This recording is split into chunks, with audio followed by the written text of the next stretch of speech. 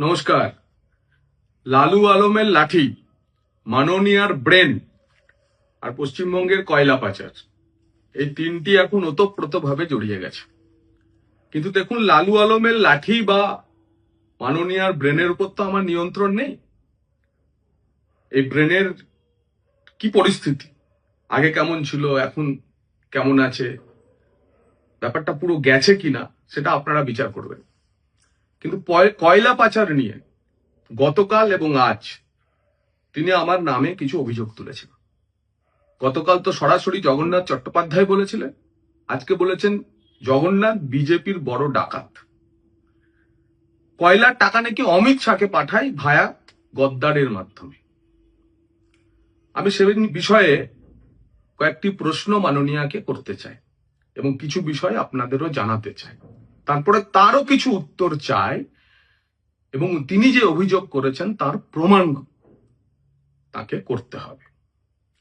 দেখুন, পশ্চিমবঙ্গে কয়লা পাচারের মূল যে কারবার ফুলে ফেপে উঠে 2016 থেকে 2020।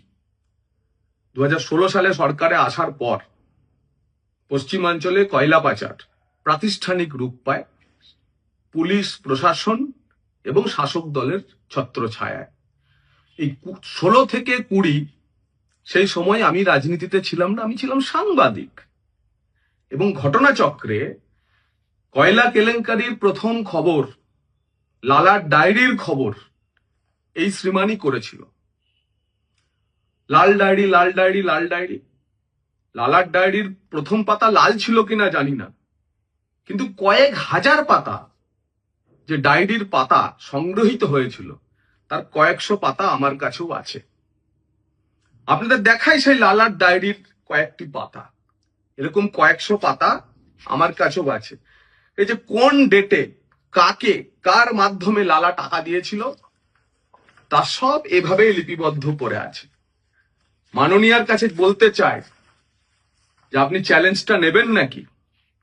এই লালার ডায়েরির প্রতিটি পাতা ফাঁস করব। সাংবাদিক হিসেবে আমার কাছে যে সমস্ত বিস্ফোরক নথি তথ্য আছে, রাজনীতিতে আসার পর তা কখনো আমি ব্যবহার করিনি। কিন্তু যে লক্ষণ রেখার কথা বলছেন সেই লক্ষণ রেখা আপনি অতিক্রম করে যাচ্ছেন।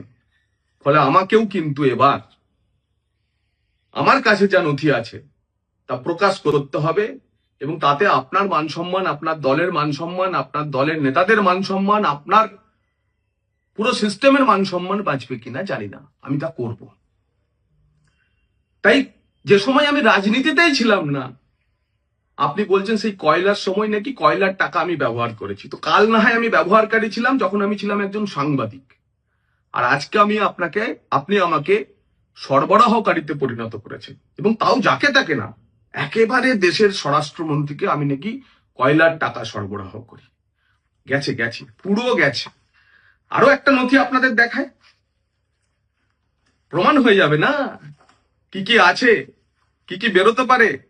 এই দেখুন, অনুপ মাঝি বা লালার কাণ্ডে প্রথম লালার যে মেইন অ্যাকিউজড, যিনি ওই পুরুলিয়ার ভামুরিয়া গ্রাম থেকে টাকা নিয়ে এসে কলকাতার আসল আসল জায়গাগুলিতে দক্ষিণ কলকাতায় পৌঁছে দিতেন, সেই গণেশ কুমার বাগারিয়া, তার ইন্টারোগেশন রিপোর্ট আজ প্রথম পাতাটি দেখালাম।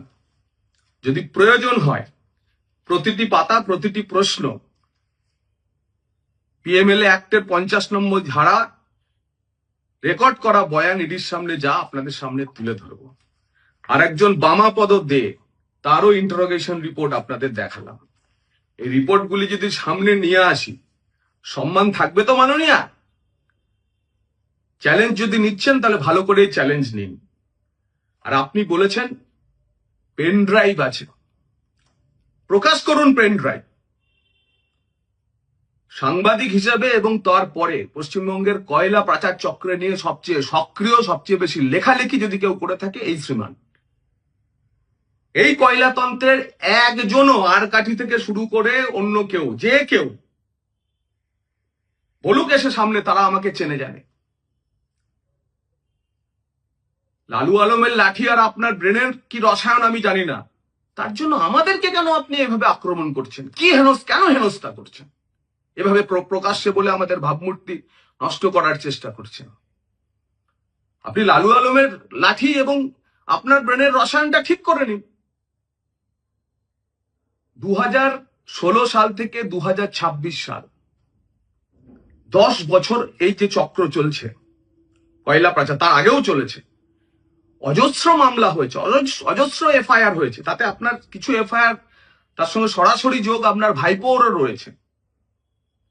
কোথাও একটা জিডি এন্ট্রি আছে আমার নামে? এফআইআর তো দূরের কথা, জিডি এন্ট্রি আছে?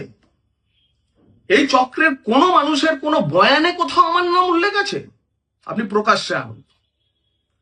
48 ঘন্টার মধ্যে ওই পেন ড্রাইভ এবং সেখানে আমার কি যোগ তা যদি প্রকাশ্যে না আনেন, আপনার বিরুদ্ধে আইনি ব্যবস্থা নিতে বাধ্য হব। এবং আপনিও তৈরি থাকুন, যে জিনিস গত 10 বছরে কখনো প্রকাশ পায়নি, এবার ধীরে ধীরে সব তা প্রকাশ করে ছাড়ব।